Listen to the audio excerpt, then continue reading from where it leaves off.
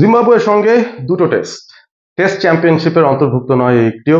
গত বছর এই দুটো টেস্ট হওয়ার কথা ছিল, তবে টি-20 বিশ্বকাপটাকে সামনে রেখে সেই দুটো টেস্ট স্ক্র্যাপ করে দেওয়া হয়েছিল। জিম্বাবুয়ের সঙ্গে 5টা টি-20 ম্যাচ খেলেছিল বাংলাদেশ, এবং সেই দুটো টেস্ট খেলার প্রতিশ্রুতি দেওয়া হয়েছিল 2025-এ, যেটা এই এপ্রিলের 20 তারিখ থেকে শুরু হতে যাচ্ছে। প্রথম টেস্ট সিলেট, দ্বিতীয় টেস্ট চট্টগ্রাম, 2 টেস্ট খেলেই জিম্বাবুয়ে চলে যাবে ফেরত।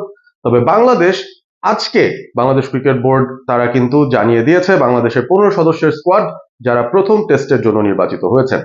যথারীতি ক্যাপ্টেন হিসেবে রয়েছেন নাজমুল হোসেন শান্ত, এবং সেখানে কোনো সমস্যা হচ্ছে না। মেহেদী হাসান মিরাজ তিনিও ভাইস ক্যাপ্টেন রয়েছেন দলটার। খুব একটা বড় কোনো চমক সেই দলটার মধ্যে কিন্তু নেই।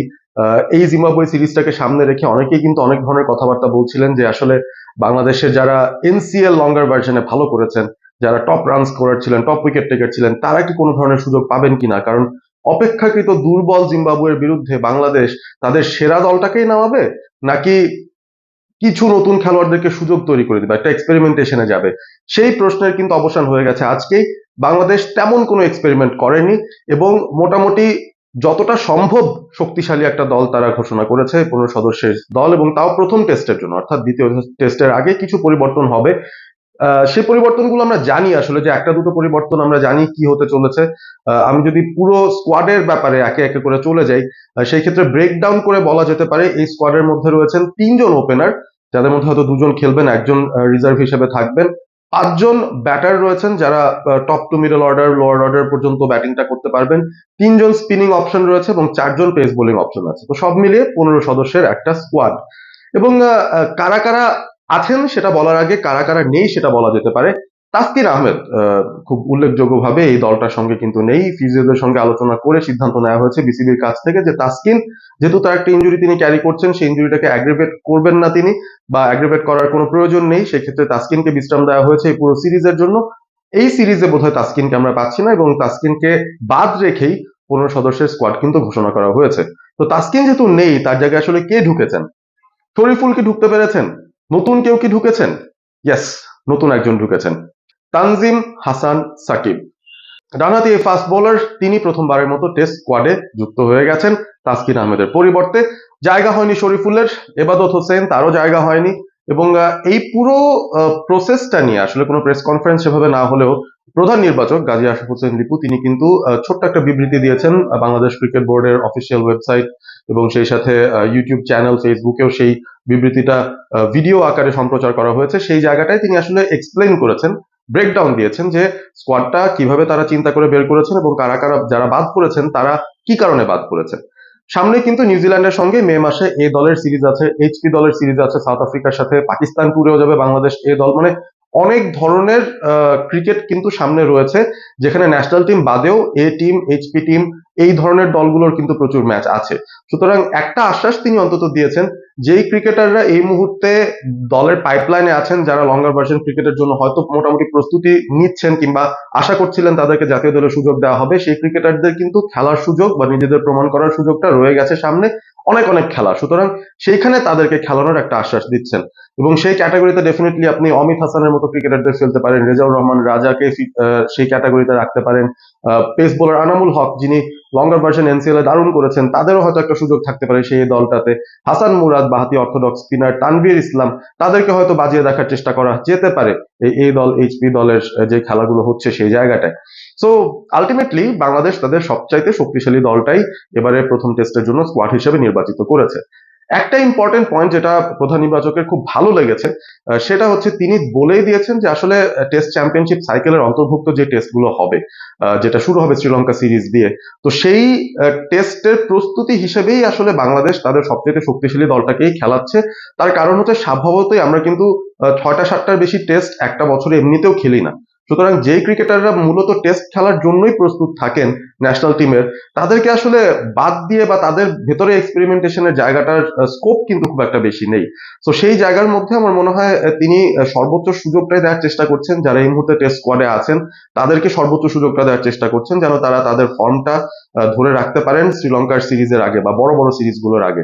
তো এটা কিন্তু খুব একটা, আমি বলবো যে নেগেটিভ কোনো পার্সপেক্টিভ না, পজিটিভ পার্সপেক্টিভই আছে, আনটিল অর আনলেস এমন বাজে কোনো পারফরমেন্স কেউ করে থাকেন এই স্কোয়াডের মধ্যে যাকে কিনা আসলে রাখার মতো অবস্থাতেই নেই, সেই ক্ষেত্রে হয়তো নতুন কাউকে যুক্ত করার একটা চিন্তা ভাবনা করা যেত। তবে যেহেতু সবাই এখন ফিট আছেন, প্রস্তুত আছেন, ডিপিএল খেলছেন সবাই এই মুহূর্তে, ডিপিএল থেকে ব্রেক নিয়ে নেবেন অচিরেই, কারণ সামনের যেই পর্বটা হবে ডিপিএল এর তার আগেই হয়তো জাতীয় দলের ক্যাম্প শুরু হয়ে যাবে। সো ন্যাশনাল টিমের ক্যাম্পে জয়েন করবেন সেই ক্রিকেটাররা। এই জায়গাটাতে আমার কাছে মনে হয়েছে যে একটা পজিটিভ মুভ, যে জিম্বাবুয়ের এগেনস্টে একটা শক্তিশালী দল রাখা হয়েছে, যেন তারা পরবর্তী টেস্ট সিরিজগুলোর প্রস্তুতিটা এই সিরিজ থেকে নিয়ে নিতে পারে ম্যাচ কন্ডিশনে। এতটা সহজ কিন্তু প্রতিপক্ষ জিম্বাবুয়ে হয়তো হবে না। আমি জিম্বাবুয়েকে নিয়ে আলাদা একটা ভিডিও বানাবো, সেখানে তাদের স্কোয়াড, তাদের বিগত কিছু টেস্টের পারফরমেন্স এবং তারা আসলে কেমন করতে পারে বাংলাদেশে সেটা নিয়ে আলোচনা করব। কারণ বাংলাদেশ এই বছর যে টেস্টটা খেলতে যাবে তার আগ পর্যন্ত বাংলাদেশের গত বছরের হোম রেকর্ড কিন্তু খুবই খারাপ বলতে গেলে। শ্রীলঙ্কার সঙ্গে গত বছর বাংলাদেশ 2 টেস্টে 2টাতেই হেরেছিল। আমরা যদি হোম টেস্টে সাউথ আফ্রিকার সঙ্গে সিরিজটার কথা বলি অক্টোবরে, সেখানেও কিন্তু বাংলাদেশ 2টো টেস্টই হেরেছিল ঘরের মাটিতে। সুতরাং হোম কন্ডিশনে বাংলাদেশের টেস্টের রেকর্ড গত বছর কিন্তু খুবই খারাপ ছিল। এ কারণে হয়তো নির্বাচকরা খুব সিরিয়াসলি এই সিরিজটাকে নিচ্ছেন, যে আসলে ঘরের মাটিতে আমাদের জিততে পারতে হবে। ওভারঅল বছরটা কিন্তু আমাদের খারাপ যায়নি। গত বছর আমরা পাকিস্তানকে অ্যাওয়ে সিরিজে 2-0 হারিয়েছি, ওয়েস্ট ইন্ডিজের সঙ্গে আমরা তাদের মাটিতে গিয়ে টেস্ট জিতেছি, সিরিজ ড্র করেছি। তো সেই জায়গা থেকে বলতে গেলে হোম অ্যাডভান্টেজটা আমরা কিন্তু নিতে পারছি না, বা হোমে আমাদের পারফরমেন্স ভালো হচ্ছে না। সেই জায়গা থেকে আমার মনে হয় একটা ভালো সিদ্ধান্তই হয়েছে যে বাংলাদেশ একটা শক্তিশালী দল নিয়েই জিম্বাবুয়ের বিরুদ্ধে খেলবে এবং খুব সিরিয়াসলি ব্যাপারটাকে তারা নিচ্ছে। তো কিছু ইনফরমেশন জানিয়ে দিয়েছিলাম। নাজমুল হোসেন শান্ত ক্যাপ্টেন, মেহেদী হাসান মিরাজ ভাইস ক্যাপ্টেন। এছাড়া কারা কারা রয়েছেন দলটাতে? মাহমুদুল হাসান জয়, সাদমান ইসলাম, জাকির হাসান, এই 3 ওপেনারই রয়েছেন এই স্কোয়াডের ভেতরে। যে কোনো দুজন হয়তো খেলবেন। আমার মোস্ট প্রবাবলি মনে হচ্ছে জাকির বাদ পড়তে পারেন, জয় এবং সাদমান তারা হয়তো ওপেন করবেন দলের জন্য। 3 নম্বরে ক্যাপ্টেন নাজমুল হোসেন শান্ত, এরপর মমিনুল হক আছেন, মুশফিকুর রহিম আছেন। জাকের এবং অঙ্কনের মধ্যে বোধহয় একজনকে চুজ করা হবে। অঙ্কন জাকের দুজনেই স্কোয়াডে আছেন, বাট আমার মনে হয় না দুজনেই সুযোগ পাবেন। হয়তো জাকের আলীকে সুযোগ দেওয়া যেতে পারে, যেহেতু তিনি ওয়েস্ট ইন্ডিজ সিরিজটাতে এত ভালো করেছিলেন। তো জাকের আলীর সুযোগটা থাকবে। এরপর মেহেদী হাসান মিরাজ ডেফিনেটলি বাংলাদেশের খুব ইম্পর্টেন্ট একজন টেস্ট ক্রিকেটার এই মুহূর্তে। আমরা তাকে মোটামুটি বলা যায় গত বছরের বর্ষসেরা ক্রিকেটারও বলতে পারি বাংলাদেশের পার্সপেক্টিভ থেকে। তিনি যে অলরাউন্ড পারফরমেন্স গুলো দিয়েছেন স্পেশালি টেস্ট ক্রিকেটে, সেটা কিন্তু বেশ প্রশংসনীয় ছিল।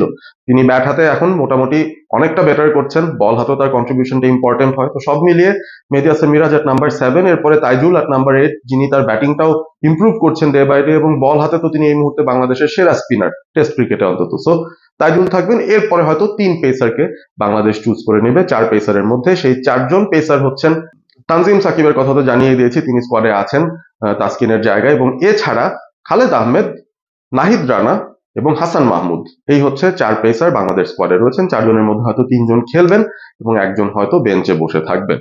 সুতরাং এই হচ্ছে বাংলাদেশের ওভারঅল লাইন আপটা। আর আরো একজন ক্রিকেটারের নাম বলতে হয়তো ভুলে গিয়েছি, তিনি অফ স্পিন আরো একটি অপশন, তৃতীয় স্পিন অপশন যেটা মিরাজ এবং তাইজুল বাদে, তিনি হচ্ছেন নাইম হাসান। তাকে স্কোয়াডে রাখা হয়েছে। বিগত কয়েকটা টেস্ট সিরিজ ধরে তিনি স্কোয়াডে থাকেন, তবে সুযোগটা সেভাবে পান না।